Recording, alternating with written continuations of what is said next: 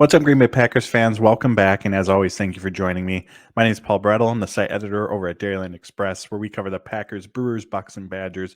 I also have a new article out every Monday and Friday over at Cheesehead TV. And as it says at the bottom of the screen here, you can follow me on Twitter at Paul_Brettel. So for today's episode, we got a handful of topics to talk about, all of them based around either news this week or some recent articles that I've written, or in one case, am going to write here in the coming days. So let's dive on in. Let's start with Marquez Valdez-Scantling. He's coming off his best game, easily his best game of the season in Baltimore. However, he's been placed on the reserve COVID list. That news came out on Tuesday. With the NFL's testing guidelines, there is the possibility that he could be available Saturday. He needs to have one negative test, I believe, and also be asymptomatic. However, I think more likely than not is that the Green Bay Packers are going to be without him. Now, without MVS in this offense, the first thought, and understandably so, it's his bread and butter, is that the Green Bay Packers are going to be without their best deep threat. And he is. They have other guys who can make big plays. Davante Adams, of course, Aaron Jones. We've seen it from Allen Lazard. But no one on this team can do what MVS does. No one on this team has 4.37 speed. And of course, with that speed, he led the NFL in yards per catch last year at 20.9 yards. And in addition to just the big playability that he brings, it's also what he opens up for the rest of his teammates. Because when you have 4.37 speed, can take the top off of the defense, opponents are going to notice, it's going to draw their attention and create for others. It's not a coincidence that when MVS was out on IR with the hamstring injury, that according to Sharp Football's explosive pass play rate, the Packers had ranked 13th towards the end of that IR span. They now rank 9th. It's not a coincidence, again, that their deep ball presence has improved since he's been back in the lineup. So, of course, that's what we think of first off, but he's also developed into much more than just that deep ball receiver. And we saw that on display in Baltimore. In addition to winning downfield, he was winning on crossing routes, something we've seen before. It wasn't just deep balls, it was intermediate routes that he was turning into big plays. And it wasn't just on the boundary, he was winning from the slot as well. He's been targeted and not often played in the slot.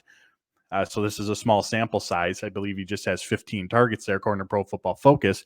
But from the slot, he's been one of the most dynamic receivers in the game this season.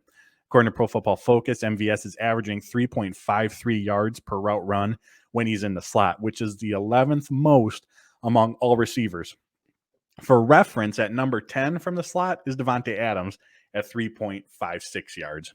So MVS, again, we think of the big playability, but he's developed into so much more than that and what he can add to this offense. And when teams are double teaming, and in one instance, basically triple teaming Davante Adams, of course, those other guys need to step up. And as we saw on Sunday, this offense it can really reach a new level, a new stratosphere of production when MVS is playing like he did against the Baltimore Ravens, where he's doing a little bit of everything. And it was terrific to see him get going.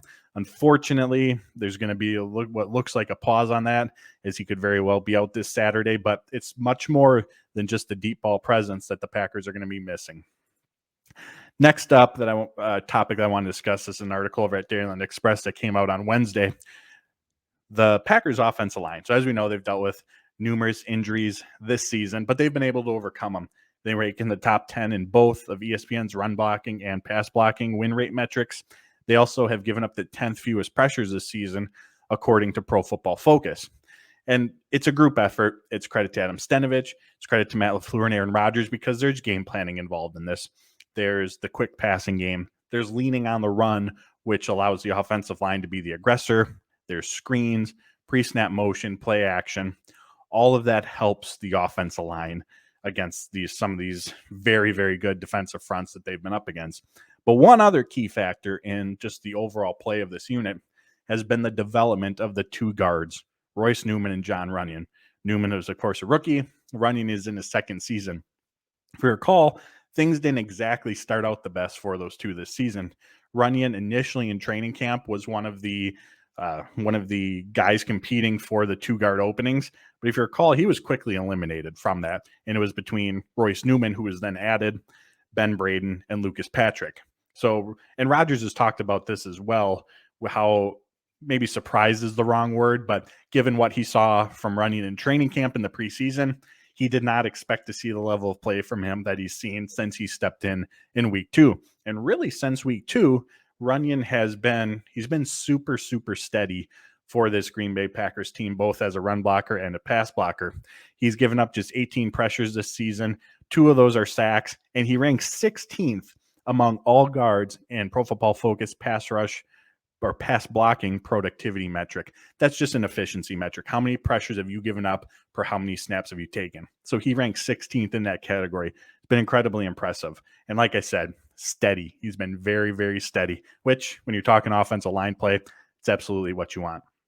Royce Newman, he took his rookie lumps. He absolutely has, and he still is a little bit, but he is much improved over the course of the season, especially over the last 6 or 7 games. Now, I know Pro Football Focus grading system, it's not the be-all, end-all by any means, but using it as a tool to help illustrate how well or poorly in this instance someone is playing can be. When you're talking about grades in the middle ground, yeah, there's room to decipher and see things differently. But if a player is playing really well, PFF's going to grade them really well. If they're playing really, really bad, they're going to grade them really bad. There's not going to be any sort of misinterpretation in that regard. So when we say that Royce Newman was one of the worst graded guards in all of football for much of the season, kind of tells you where his level of play was early on. But over the last 7 games, in 5 of those games, he's given up 2 or fewer pressures in those instances. And in those 5 games, he's actually the second highest graded guard during that 5-game span. The 2 games that I'm not mentioning, the one came against the Rams and Aaron Donald and that stout defensive front. The other against the Kansas City Chiefs with Chris Jones and another very good defensive front. So again, he's still a rookie. He's not bulletproof out there. But in those 5 games, for him to be the second highest graded pass blocking guard in all of football, incredibly impressive. And those 2, their development, their continued growth, eliminating those mistakes. And when you make a mistake, not making the same one again. That's been a huge part of this offensive line in general, their success, how they've been able to overcome these injuries. And the offense right now, and with Aaron Rodgers, Devontae Adams, they're really starting to surge over these last few games. Next point I want to talk about, again, another article over at Dairyland Express that came out on Wednesday. Myles Garrett. So looking ahead to this Saturday, as we all know, he is an absolute force. He's a game wrecker. Aaron Rodgers had some incredibly generous words when describing his play. He said he's just a monster. He's a fantastic player. He legitimately has gold jacket possibilities in the future. And against this Green Bay Packers offensive line, Josh Nijman, Dennis Kelly, absolutely could present problems. Green Bay's gone up against stout pass rushers. They've gone up against stout defensive fronts, but man, Myles Garrett, you could put him in a class of his own at the edge rusher position. And this season, he is absolutely a defensive player of the year candidate. By Pro Football Focus numbers, he has 17 sacks, 68 pressures, which are the 3rd most in football, and he ranks 3rd in their pass rush productivity metric, again, an efficiency metric. However, we do not know at this time if he's going to be on the field Saturday for the Cleveland Browns. So as you can imagine, whether he's on the field or whether he's out is going to carry a huge impact on the game. Against the Raiders on Monday, he would suffer a groin injury. Now, he didn't leave the game. He was still on the field for 61 of Cleveland's defensive snaps, but he hasn't practiced on Tuesday or Wednesday. Kevin Stefanski, the Browns head coach, mentioned that right now it's kind of up in the air. Now, maybe there's some gamesmanship going on there. If it's up to Myles Garrett, he's going to be on the field. He said Monday or Tuesday of this past week following the Raiders game that you're going to have to kill me to take me off that field. So I'm confident in saying that if it's up to Myles Garrett, he will be out there, and maybe that will end up being the case. They're just trying to give him some rest, let him give the injury as much time off as they possibly can because it is a short week for them, and then we'll see him out there. But either way, if he's not on the field, that's a huge loss for this Browns team. If he's on the field, he's going to certainly command attention and likely make some sort of big impact. As good as Aaron Rodgers has been this season, overall, it's actually really struggled under pressure by yards per attempt, completion percentage, passer rating. He's actually one of the worst quarterbacks when under pressure this season. So as the week continues here, and now it's already Thursday, and the game's already quickly approaching, certainly something to keep our eyes on. Next up, special teams. Yes, I know. The special teams unit, while I guess if we're looking for positives, they were slightly improved. They weren't nearly as bad as they were against the Bears, although the bar to clear that was incredibly low. And I would say almost nearly impossible not to clear that. But had they had the same type of performance against Chicago that they did against Baltimore, they very likely would have lost that game. But there were still a ton of errors. There was the delay of game by the punt unit. There was the low snap on that eventual punt by Stephen Wordle. Isaac Yadam ran into the kick or punt returner. There's a holding penalty on Amari Rodgers' return. There was like a pooch kick that went past Garvin, went through Patrick Taylor's legs. Garvin had to jump on it the last second. I mean, given that they were going up against the best special teams unit in football in the Baltimore Ravens, very fortunate that none of those errors really turned into anything costly. So as we look ahead to what the special teams unit can hopefully correct, at this point in the season, I mean, we're heading into week 16 now. This group just is who they are, or are who they are. There isn't going to be any sort of magic fix that's going to turn them into a top 10 unit. I don't think any of us have that expectation. Honestly, even if they're not a top 20 unit, that's fine. They just have to stop being as bad as they have been. Now, Matt LaFleur mentioned last week that Brian Gutekunst was scouring practice squads, looking at free agents for possible upgrades. And again, there's no magic player out there that's going to turn this unit around. I think the hope is if you could make maybe an addition or two, and of course, the players already on the roster, they have to start executing better. They have to start playing better. I know Maurice Drayton's taken a lot of flack. He's under a lot of fire, and rightfully so. He's the coach of this unit. Ultimately, at the end of the day, he's responsible. But those players, I mean, they have to execute. It's not Maurice Drayton's fault that Isaac Yadam is running into the punt returner or the holding penalties. The players ultimately have to play better. Matt LaFleur said that.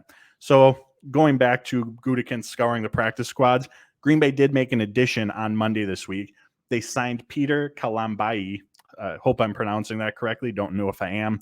He was a 6th-round draft pick. He's a linebacker, but he was a 6th-round draft pick by the Houston Texans back in 2018. 6'3", 254 pounds, ran a 4.57 40. So very good athlete.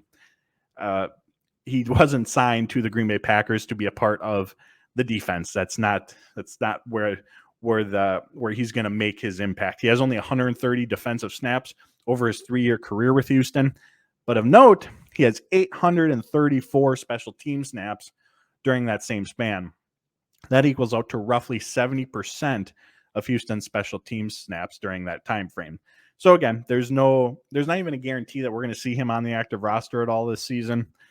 He's on the practice squad, but with that athleticism, that experience, special teams pedigree, if you want to call it that, this absolutely looks like one of those moves where Matt LaFleur is alluding to, where Brian Gutekunst is out there looking, trying to find some sort of upgrade. And also recall last week that Saturday, just before the Packers took on the Ravens, they signed Sean Davis, a safety, from the practice squad to the 53-man active roster. So perhaps we see him out there this week on special teams as well. But the Green Bay Packers, they are looking for someone outside of the organization that can maybe provide some sort of boost. But like I said, at the end of the day, they are who they are, and the players that they have are going to need to play better. It's a bit of a cliche, but you get what you emphasize. And I think I've talked about this on here before. I know I've written about it, but I'm not going to pretend like I know what the Green Bay Packers are doing at practice. I don't. I'm not there. I don't know what they've been doing all summer other than the 10 or so that I was at. But it certainly doesn't look like they emphasize that by the play that we've seen, that special teams is an emphasis. So overall, it's just a breakdown at all levels: coaching, players, everyone. And the part about special teams that's kind of baffling to me is that it's very much, again, emphasis, coaching, but it's very much about the depth that you have, because you're not going to want to put your star players out there, although that's what the Packers are starting to do. Matt LaFleur also mentioned that it's all hands on deck, meaning some of the offensive and defensive starters are going to have to contribute on special teams. And we saw that in Baltimore. Also, Douglas was out there, Alan Lazard was out there. Aaron Jones was even out there on the kick return unit. But typically, special teams is your depth because you don't want to put your stars out there for injury risk. And this is a deep Green Bay Packers team. We've seen it. Look at the injuries they've had to overcome on the offensive side of the ball, on the defensive side of the ball. They certainly have plenty of talent. So again, that's just another one of those things that leaves me scratching my head on how this group can be so bad. There have been more mistakes between the Ravens and Bears game by this Green Bay Packers special teams unit than most teams, than a lot of teams, I should say, will make over the course of an entire season. It's been putrid. They have to find a way, because if they don't, this absolutely could be a reason why they get bounced from the playoffs in January. And as good as this Aaron Rodgers offense is, as much improved as this defense is, man, wouldn't that just hurt? Last topic, the tight ends. Replacing Big Bob, not an easy task. And as I'd mentioned previously, it was going to take a group effort. And there was a little bit of a learning curve, or whatever verbiage you want to use, but they're starting to find that production from the tight end position. Over the last 2 games, Mercedes Lewis has caught 7 of his 7 targets for 91 yards, and he's been rumbling, stumbling, bumbling, as Chris Berman would used to say, racking up a bunch of yards after the catch. Then there's Josiah DeGuara. He came, since the Kansas City game, he had only 6 career targets up to that point. He has 19 since then. He's got 14 of them for 135 yards. And then in addition to the tight ends, Alan Lazard, he's taken on a bigger role, and part of that is with Randall Cobb being out, but he's running some of those routes as a big receiver that we would see Big Bob running from the slot. And again, he's come on in the last few games as well. 8 receptions, 111 yards, a touchdown over the last 2 games. And one other guy I want to mention, Tyler Davis. He was the tight end who caught that pass up the seam against Baltimore this past week. He's slowly, or in his small sample size, he's been able to catch some attention because of his blocking ability and high effort. There was one play in particular where we ran across the formation to get to the other side of the field to make a block, and his blocks have been solid. He's just been a high effort player, and we all know how important blocking is to this, or to Matt LaFleur and this coaching staff, and to this Green Bay Packers offense. So not saying he's going to light up the stat sheet with passing plays, but he's someone moving forward that we may see getting some extra snaps out there because of that blocking ability that he brings. So as always, everyone, I appreciate you joining me. Those are my 5 topics for today. I'm going to try to be back for a preview episode of the Green Bay Packers matchup with the Cleveland Browns on this upcoming Saturday. But until then, everyone, as always, I appreciate you tuning in. Take care, stay safe, and go Pack Go.